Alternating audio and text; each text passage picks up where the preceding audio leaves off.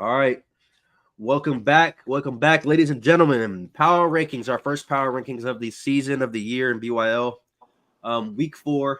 So we're gonna try to go as fast as possible. Obviously, we're going through 32 people. We're gonna go in reverse order, so from 32 down to 1.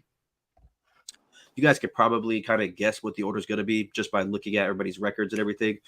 How we did this, we went based off of your overall record, your conference record, your point differential, and then in some cases your common opponents. But we didn't really look at common opponents too much. It's still early in the year. Um, Also, we only went through week 4, so games that happened this week we did not count. So a big kind of point that I want to make is ECU had a big win against I think it was UTSA this week, if I'm not mistaken. But we didn't factor that game in. We only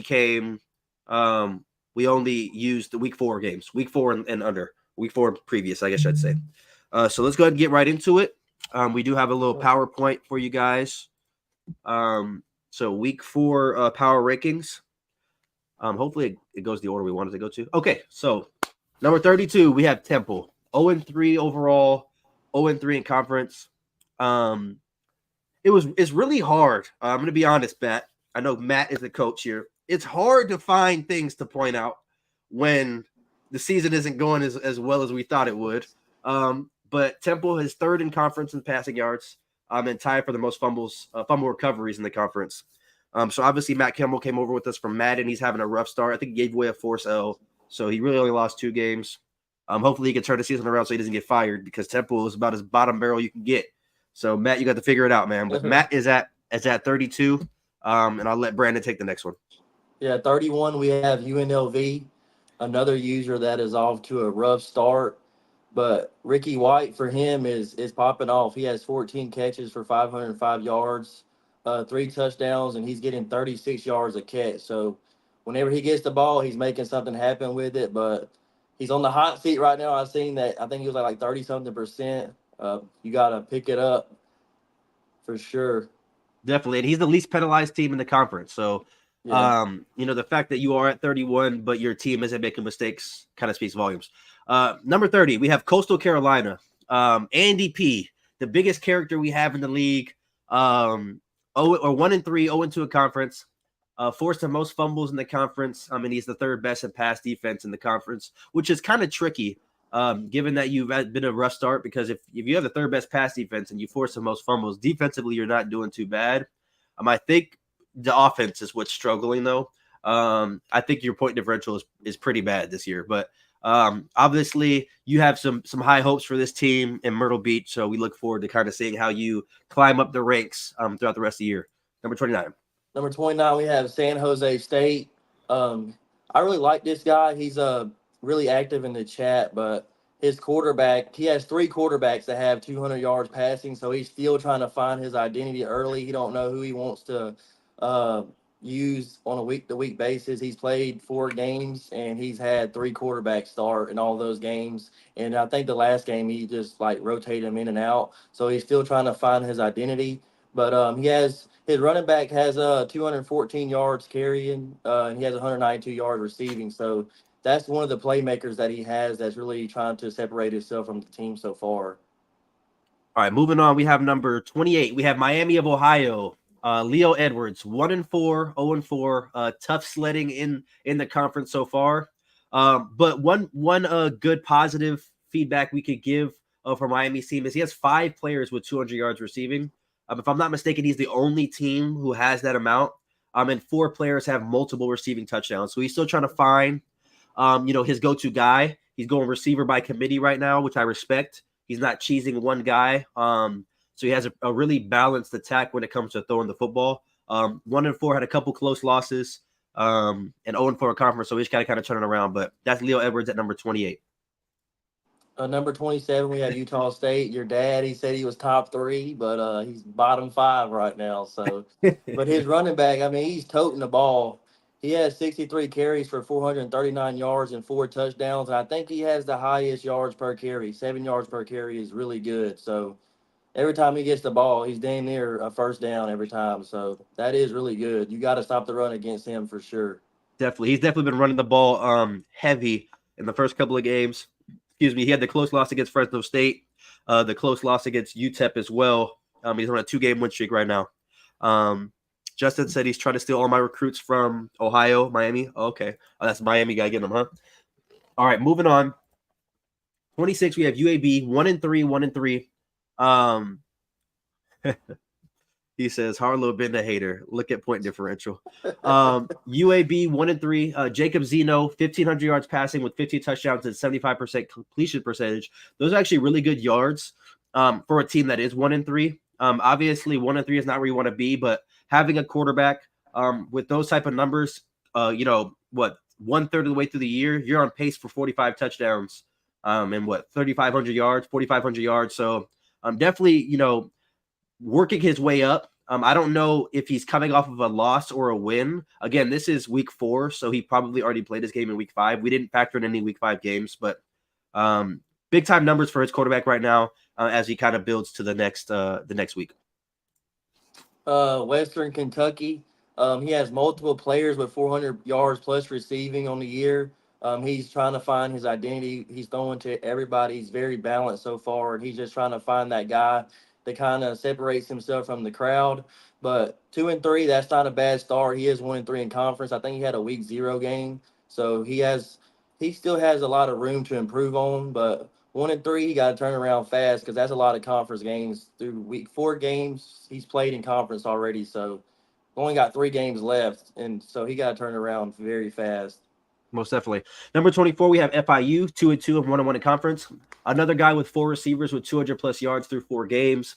I don't think all of them have 2 touchdowns, so I didn't notate that like we did with Miami of Ohio.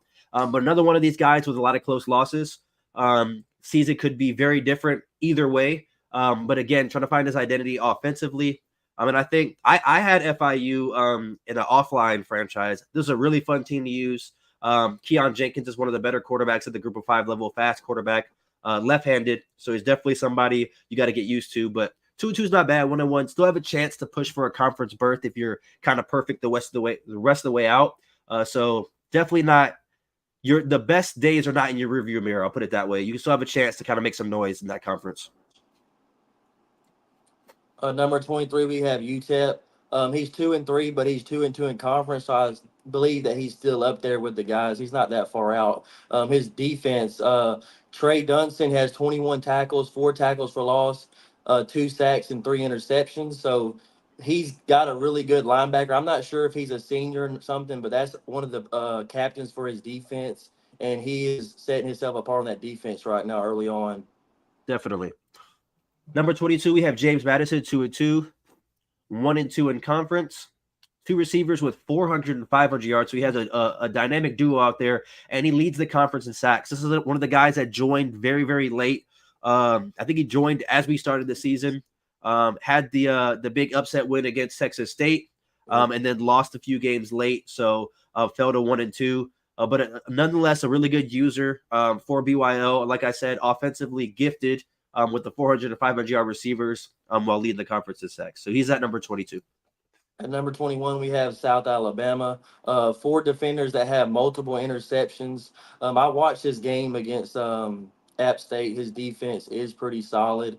So that's something that he can take from that. Braylon McReynolds has 7 rushing touchdowns on the year.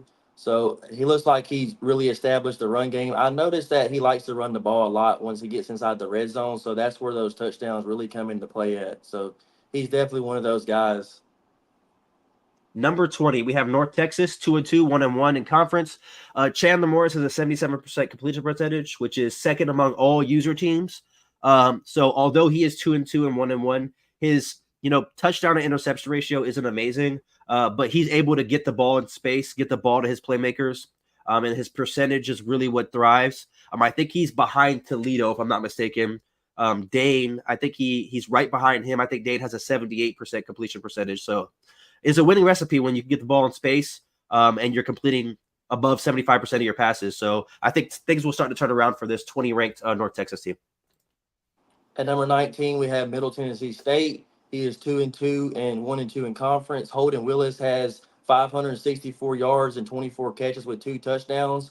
This is one of the best tight ends of the country. This was interesting to me because when I was going through all the stats, I noticed that his tight end, he was the only one that really involved his tight end a lot, and that's something I hadn't seen out of all the users so far. So that was something that really stuck out to me. So he's at 19. At 18, we have Texas State. So we have Brandon here, 2-2, 1-2 in conference. Josh Eaton, 6 interceptions on the season. He leads the conference in interceptions, and he has the second most takeaways in the conference so far. Obviously, not the start you wanted with the 0-1 start. Starting to bounce back a little bit. Obviously, 1-2 in conference. So you have your work cut out for you with App State, with Arkansas State. So looking forward to see how you kind of fare there. Moving on, though. Number 17, we have Memphis. He really establishes the run game a lot here. He has 97 carries, and Mario Anderson were 668 yards and 9 touchdowns. He leads the country with this stat. He's 2-2, but he's definitely established the run game very well. I think he's like 3rd or 4th in the conference, so he still has a chance. Only played 2 conference games. He still have 5 left, so he'd be all right. Number 16, we have Georgia State, 2-1. He has yet to play a conference game. He was very, very hard. He was very, very hard to rank because of being 0-0 in conference play. But he has the best defense in the conference, only allowing 23 points per game. It's hard to really judge that, though, because he hasn't played anyone else in conference. Excuse me. But being number 16, middle of the road, I like this spot for him, given that his defense has shown that he's able to hold people, the least scoring as possible while outscoring them. Has him as a winning record right now. So got to see how he goes on from here on out. For sure. Number 15, we have Marshall, another Sun Belt guy. His wide receiver, Tyshawn Chapman. I think I said that right. 25 catches for 571 yards and 7 TDs. He was the best running back in the nation going into week 5. So definitely somebody you need to look out for when you play him. Yeah, definitely. He was, as we did this power ranking, he was the number 1 receiver in the country, yards wise. I don't know about touchdowns. I know yards wise, he was leading the country. So really good spot for Ajami and Marshall. Yeah. 14, we have Fresno State, Dev Rufus. He has Jacob Holmes, who has 5 sacks and 9 tackles for loss so far this season. A couple close losses to both me and San Diego State, which is me and Sterling. I wouldn't say close losses. They got out of hand quick, but rivalry matchups in the Mountain West, early conference games that mattered big time. So he's 2-2, 1-2 in conference. I expect him to move up this power rankings as the season goes on. I don't think this is a 500 type team or user, so we'll kind of see how he fares throughout the rest of the year. For sure. Number 13, we have Tulane, another commissioner. 18 points allowed. Best defense in the American Conference so far. He is 0-1 in conference, but he does have a winning record. I wasn't even trying, bro. Dev Rufus gonna watch this back and be pissed. No, but Trey 2-1 in conference, 2-1, and then he has 0-1 in conference. He has the best defense so far, so that's something that you have to look out for when you're playing against Trey. All right, number 12, we have Liberty. We have good old Grundy here, 2-1, 1-1 in conference. As of right now, he has the best pass defense in his conference, and he is the second best scoring team in the conference. That is a recipe for success when you are top 2 offensively and defensively in your conference. I'm not sure who his loss came to, but he's still in position to control his own destiny. Obviously, Liberty is one of the better Power 5 or Group of 5 teams. Excuse me. One of the best, defense or quarterbacks. I'm sorry, in Caden Salter. So definitely has the opportunity to win the conference to get that playoff spot eventually. So we just got to see how kind of his season unfolds. At number 11, we have ECU. He's 3-1 and 2-1 in conference. He has 34 points per game, the highest in the American Conference. And he also has a top 5 defense in the American. Bryce is my favorite right now to come out the American Conference for sure. He'll pick it up for sure. All right, moving on. We have number 10, top 10 here, guys. Speaking of number 10, we have Desmond here. Hawaii, 3-1, 1-0 in conference. He's only has 14 points per game allowed in the Mountain West, which is the best in the conference right now. I'm going to go on record here and say he is exceeding expectations, at least my expectations I had on him, being 3-1, 1-0. I think if I'm not mistaken, he's 4-1 now that week 5 has started. So big time season so far for Desmond. Obviously, Hawaii is one of the best rebuilds to do. They're the tough rebuild, though, as far as recruiting. And I know Desmond's going to want to stay there. He's a born and raised Hawaii guy. So far, his winning percentage, and I mean, he's climbed up the BYL ranks quickly. So shout out to Desmond at the number 10 spot. At number 9, we have App State, 633 yards rushing as a team, leads the Sun Belt. He knows how to run the ball for sure. I had a hard time playing against him. He was running the ball very efficiently. Was messing with my user a lot because I was so hung up on the run, and he was throwing those little crossing routes with his tight end and stuff. So he's 3-1 right now, 2-1 in conference. I believe he's second place in the conference. So if he can keep it up and keep establishing the run game, he'll be playing for the conference championship for sure. Yes, sir. Number 8, we have Central Michigan, 3-1, 2-1 in conference. Defense has created 17 turnovers, second in the conference. I just think this guy is an overall just a balanced player. It was hard to find, a single player on his team that kind of stood out just because of how balanced his attack is. Obviously 3-1, 2-1 in conference, controls his own destiny as far as the conference championship goes. Tough opponent for anybody that he faces. So we look forward to seeing if he can get in that top 5 here soon. At number 7, we have UTSA, 4-0 and 2-0 in conference. Zach Frazier leads the CUSA in interceptions with 5 on the season. This was one of those users who I felt also exceeded those expectations. I did not expect him to be 4-0 in this situation early on, but to be able to get those wins early on and put himself in this situation is huge for him for sure. Definitely, and I do want to caveat this by saying he is 4-0 when we made this list. He did end up losing to number, I think, 11 ECU. So that was his first loss. So obviously the next rankings that come out in a few weeks, that'll reflect that. But as this ranking stands, he was a top 10 user at that point. He still could be when we do the next one, but that's where he is, number 7 right now. Number 6, we have USF, 3-0 and 3-0 in conference. Jaquan Smith, number 19, I think he's like a 97 speed, has 16 catches, 500 yards, and 6 touchdowns. I think he's like 5'9".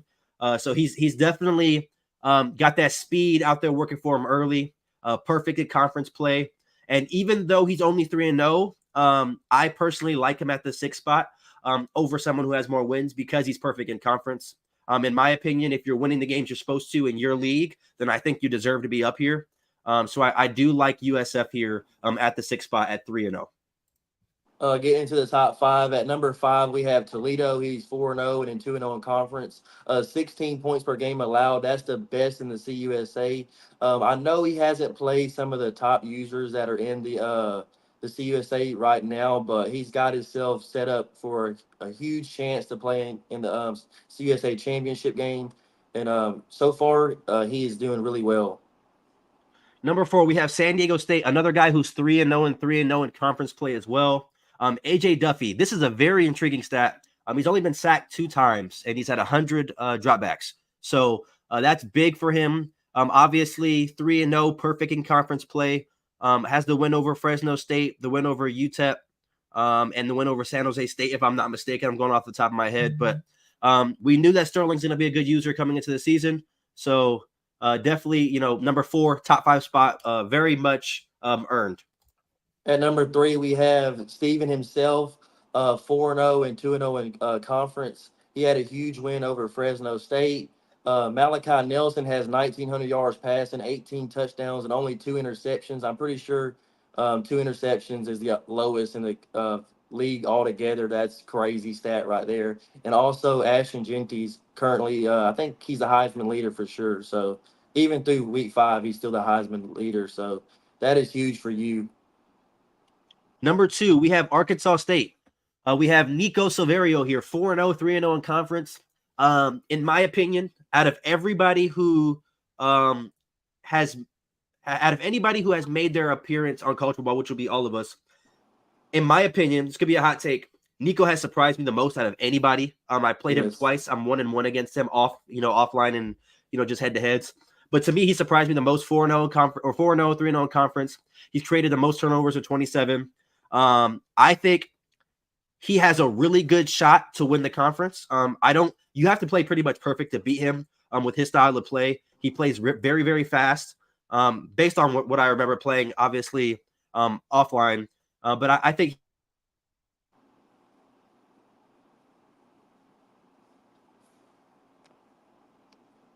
we have Nico and the Arc. That was weird. The connection almost went out. All right, but heading into number 1, Bama, you got it.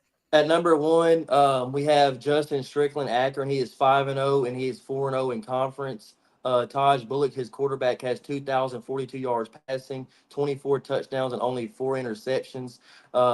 He was somebody that I was very high on whenever we was coming into the league, and I think he's going to be my favorite as well for the first person to make the playoffs in the group of five. He number one spot for Justin Strickland is something where I expect him to be in the top five range, but he's dominated early. He has some huge wins. Central Michigan, somebody that I'm very high on. He beat him early on, so he only has 3 games left in conference. So I think he'll finish the season undefeated for sure. He has a huge opportunity to for sure. Yeah, I think if I had to bet on a user to go undefeated at this point, it'd be Akron. Yeah. It would be Justin. I think 4-0 in conference is big, only having 3 games left in conference. I like his chance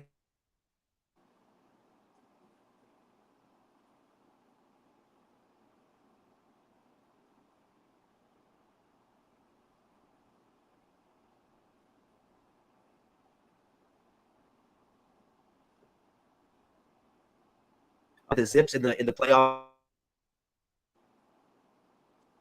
Okay, it should be back. I'm not sure. My internet's messing up right now. Can you hear me? Yeah, I can hear you. He's back. All right. I don't know how. Yeah, it says Steven's lagging for him. My internet's been tweaking. That's why we had to delay this. But I think he has a really good chance to get in the playoffs. Steven, you need to hold some money to pay the internet bill. That's Oh, that's crazy. it's crazy. But yeah, I like Akron's chances here. Bro,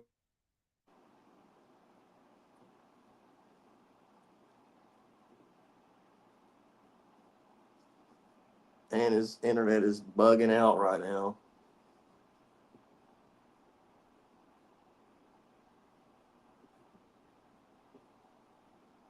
going to watch this back to see how